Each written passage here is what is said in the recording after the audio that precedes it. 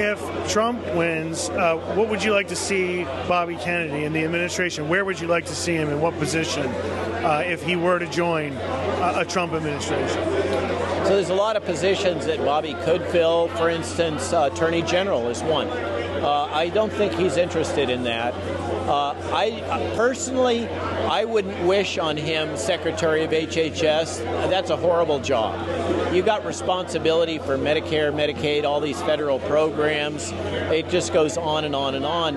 You know, NIH, CDC, those are only part of it. Personally, I think Bobby could be most effective if he was empowered as a czar, which, by the way, doesn't require Senate approval.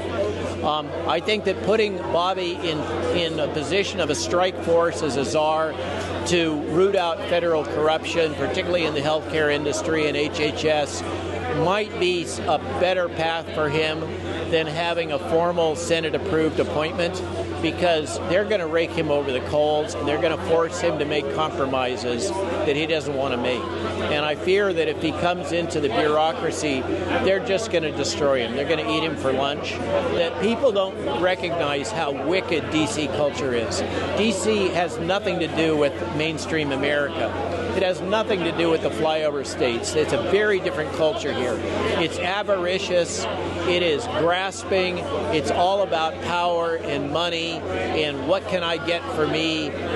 It's about serving special interests. It has nothing to do with serving the people. It's about advancing globalism. It's about advancing the one world government, the World Health Organization, the World Economic Forum, the United Nations. That's what drives the Uniparty.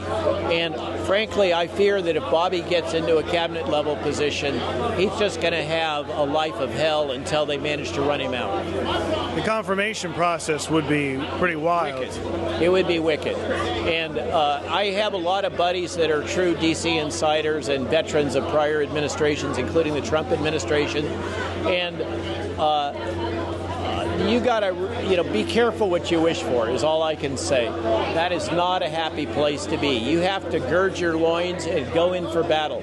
But that's what it's going to take. It's going to take a Ronald Reagan-like attitude where you just don't apologize for anything.